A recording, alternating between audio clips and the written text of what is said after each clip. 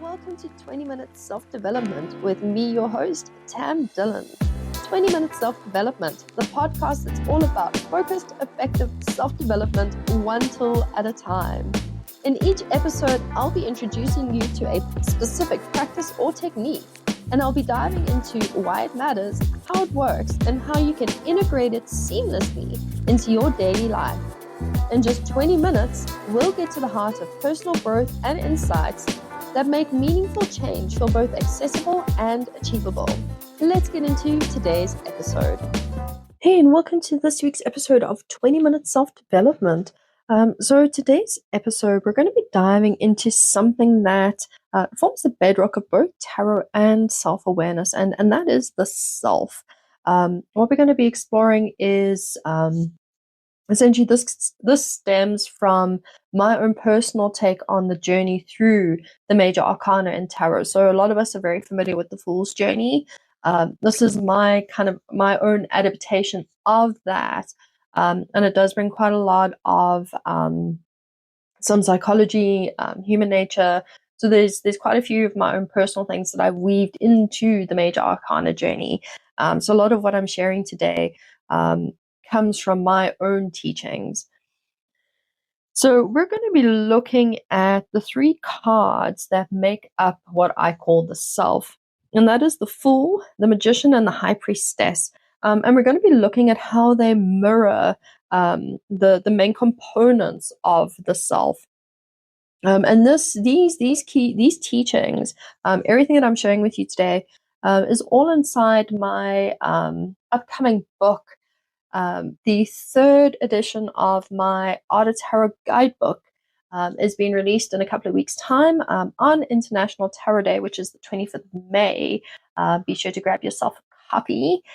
Yes, my beloved Tarot guidebook is returning to the shelves, bigger, expanded, and with a gorgeous, gorgeous, gorgeous cover.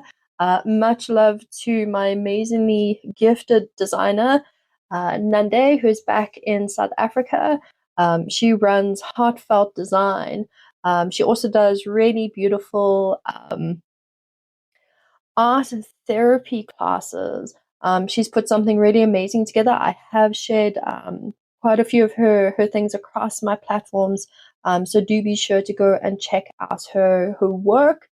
She also has some amazing pieces available for sale. So yes, I am all out promoting my designer for my book cover, because Nande really is spiritually gifted. Like she really is phenomenal. So please do go check out her work, and do go take a sneaky peek at my cover, because Nande has outdone herself. I'm really excited to get that out in print. So look out for my Tarot guidebook coming out in May. So know that if today's episode resonates with you, know that we're going to be exploring everything in this episode as just a glimpse of what's going to be unpacked inside the Tarot guidebook. And if you have the second edition of the guidebook, know that the third edition is a whole lot bigger and better. So this is the perfect time to start looking more closely at the archetypes of the self and tarot. And more so how they can actually help you reconnect with your own inner clarity, potential, and power. So let's understand the self through tarot. In the structure of the major arcana, the journey begins with three cards, and these three cards represent the self in its most essential form. And the Fool comes first. The Fool is the unconditioned self, the authentic self. The Fool is untouched by expectations. He's free from labels, roles, social norms. His is a state of complete trust. There's no script, no pressure to become anything, just the willingness to experience. This is the Fool. In modern life, we often view the Fool as careless or naive, but in truth, the Fool is actually profoundly wise. Like if you want a teacher, like a really good spiritual teacher, the Fool, man, yes, reach for your Fool. The Fool trusts that life will meet him with what he needs. And the Fool's not worried about, like, where's my next meal, and Where's my clean water? Where's my shelter? Like, he's not worried about basic essentials. He sees everything beyond that as optional. So he trusts, like, our basics are covered. Everything else is just open possibilities. Like, if my basic needs were taken care of, what would I reach for? So we're kind of looking a little bit like Maslow's hierarchy of needs, if you will. When you strip down to the basics, what are you left with? Freedom, simplicity, natural joy.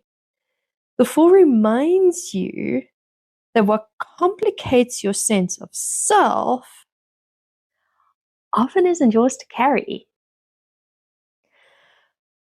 Pause for a moment. I want you to think about something. If you were to take everything off, and I don't mean your clothes, okay? I don't mean that. I mean things like your title, your roles, all the stories that you tell. You take all of those things away, all the external surface stuff, take it all away.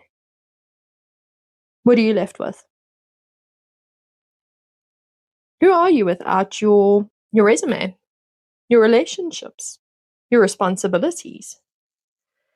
That essence, that spark, that's the Fool. That right there.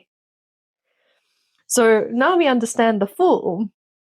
The Fool is you, like your authentic self. That is the Fool. That peace beneath the surface that is whole and complete, lacks nothing, requires nothing, because it has everything it already needs. Chat about the Magician.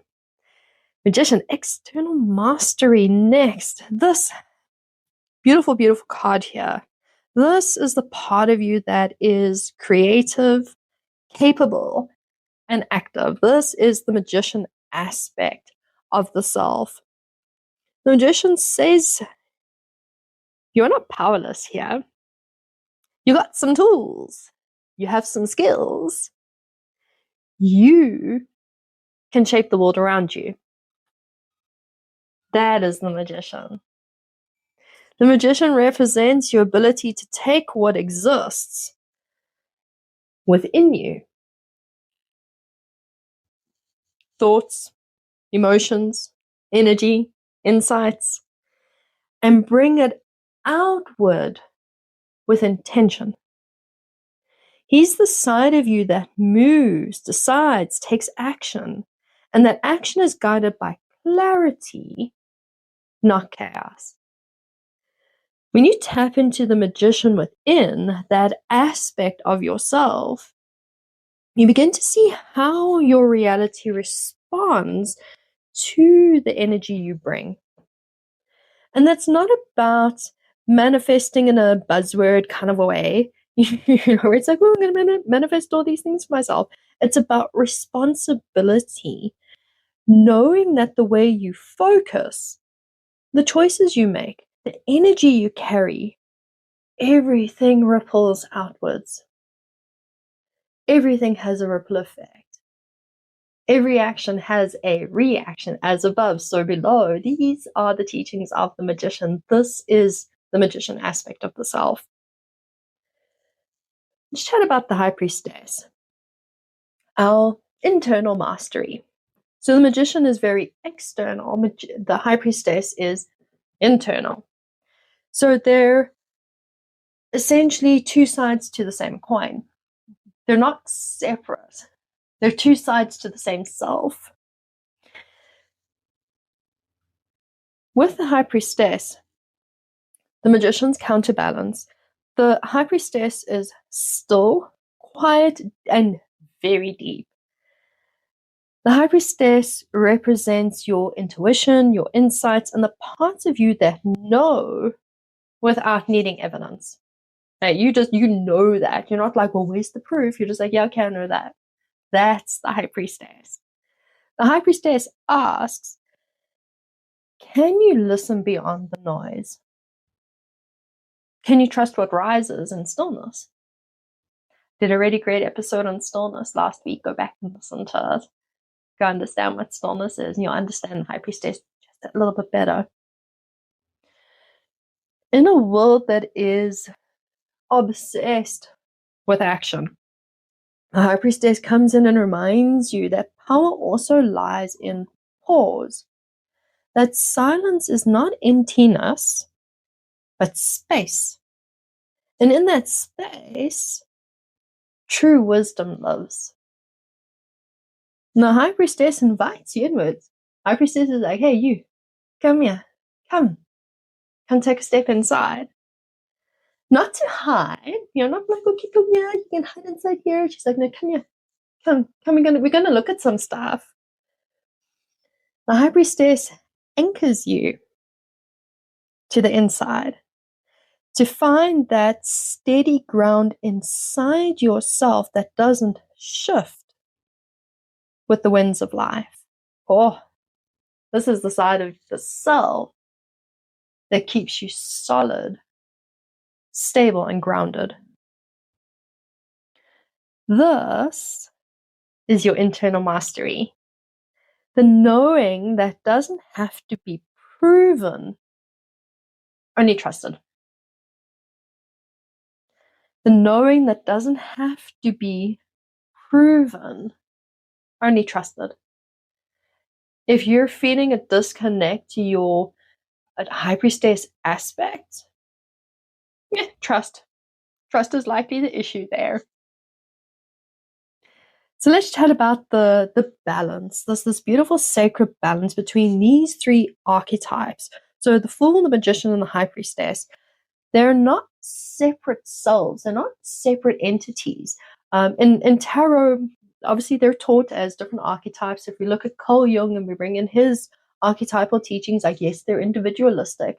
But when we're looking at it from a holistic perspective, these three archetypes actually make up the archetypes of the whole self. They're aspects of oneself, different expressions of your wholeness, your authenticity, your knowledge, and your wisdom, your yin and your yang, your authenticity. The Fool is your essence, the authentic self. The Magician is your action, your yang. And the High Priestess is your awareness, your yin. Yin, yang, being, doing, knowing. Together they create a balanced self. And from that place, real self-development can begin. Because now we understand the whole self. Not just like, okay, well, there's that authentic self I've got to strive for. But I feel like I'm missing something. Yeah, two other aspects that make that whole self.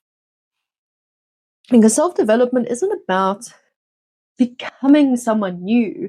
And a lot of people go into self-development and personal development work with this mindset of like, oh, I'm going to become a new person. No, you're going to become the person you already are, just a better version of it. It's about remembering. It's about peeling back the layers of preconditioning to rediscover what's always been true about you. You already are yourself. Ask yourself a question. In fact, let's ask yourself a couple of questions. Let's climb in here. Ask yourself, where are you being called to trust more deeply like the Fool?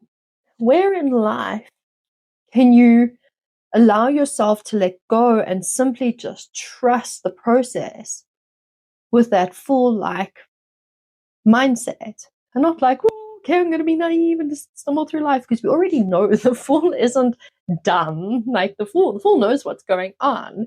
In fact, the Fool is just so damn wise that everyone's like, wow, he's a little weird, man. He's a little bit weird and out there. But he's not dumb. Like, Fool knows what's going on. So don't mistake the word fool for foolishness, okay? So ask yourself, where in life are you being called to trust more deeply? Also ask yourself the question, where are you being asked to step into your power? Your magician aspect. Where are you being asked to step into that aspect of yourself? Where in life is it like, hey, we need to step into this aspect. We need to take some more action. We need to be in our power so that we can do and get done. Where is this needed?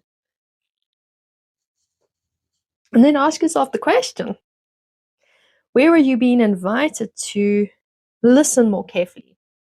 Like the High Priestess. Where are you called to lean into your intuitive self more deeply and trust that intuitive self? And these are questions you can bring into your journaling, because Tam's always like, journal, because journaling's amazing. You can also bring it into your meditation, or even your tarot practice for this week. So why the heck does this matter? Why do we want to know that this is the self and this is what the self is made of? Like, why do we care, Tam? Well, understanding the self is foundational. If you're doing self-development, you got to understand the self, right? Yes. Okay, so that's why it matters. Because without it, every decision is going to be shaped by fear or conditioning. I'm going to be talking about preconditions in my episode next week, so be sure to tune in. It's going to be a good episode. And every step forward that you're taking is going to be clouded by doubt. You're not going to be coming from places of clarity. But when you return to the self, when you ground in that deeper awareness, you begin to make choices from clarity. You start to trust the process. You start to trust yourself. And you move from alignment instead of expectation. Yeah, if you're living in expectations, you're probably not living in alignment. If you're living in alignment, you're just like, meh. Whatever happens, happens. I have no expectations. So this is what tarot can do. When you use the cards as a reflective tool, as a mirror of sorts. And I'm sure you've heard me talk about tarot as a mirror numerous times, because it really is. It's a really great tool for reflection. It becomes this beautiful gateway into the self. It's not this fortune-telling device. The cards they're more like a compass. They're more like, okay, here's north. Let's head north. Let's go in this direction. Let's see what's over there. And they're constantly talking back to you and saying, like, this is what's going on. This is what's going on.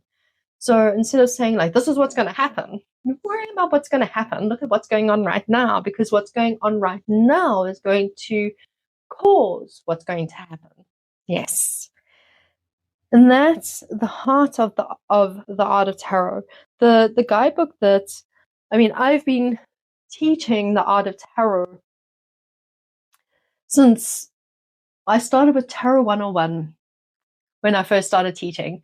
And I believe in 2008, I swung into creating the art of tarot. So the art of tarot has been around for a good minute. And the art of tarot doesn't just teach you what the cards mean. I've worked to present you something that helps you explore how the cards actually live within you, how you really can embody the cards, how they show up in things like your growth and your patterns, your choices, your transformations. And I've really tried to make it as simple and practical as possible. So if today's episode has opened something up for you, and you're curious to know more about this wholeness of the self, where it's like, oh, okay, there's a whole lot more than just the authentic self. There's these two other sides. I want to know more of those two other sides. Go grab my guidebook, because it's amazing. But yes, you'll find more of it in my upcoming Art of Tarot guidebook. It is in there, which is launching in a couple of weeks. Like I said, International Tarot Day, the 25th of May. And I'm going to be sharing some more insights from the guidebook. Like I say, next week, I'm going to be tapping into the preconditions side of the journey through the major arcana, because that's where we go to from the self. Because when we have an understanding of the self, we can now start to kind of zoom out and look at the preconditioned layers, which, yes, you guessed it, is the Empress, the Emperor, and the Hierophant. So yeah, tune in next week for that one. It really is going to be a really great conversation to have. Thank you for spending this time with me today. It's always great to spend 20 minutes with you. And if this episode has helped shift something for you, I'd love if you'd subscribe or share it with someone else who's exploring their own path or who perhaps is curious about tarot. And as always, if you're ready to go deeper, you know that my self-development coaching is there. And also know that I have a beautiful 9-month-long tarot mentorship program that I am collaborating with coming up next year. Myself and the amazing Leonie Moritz, who is a highly skilled astrologer and tarot master. We are collaborating together to bring you a 9-month-long tarot journey that will take you from beginner to full-on professional tarot reader. Like, we will prep you for the real world. So do look out for the details on that coming up soon. So as always, Tam is here to hold your hand, not to do the work for you, but I will hold your hand while you do it. Thanks for joining me for this week's episode of 20-Minute Self-Development. If today's insights were helpful, be sure to subscribe so you don't miss next week's episode, where I'll share another practical tool or technique for your personal growth journey. If you're looking for more personalized support, my self-development coaching offers a space to explore these tools at a deeper level and tailors them to your unique needs. You can also visit the Tam Dillon Academy for all my courses and upcoming programs to also help you along your self-development journey. Until next time, keep showing up for yourself, and remember, growth happens one small intentional step at a time.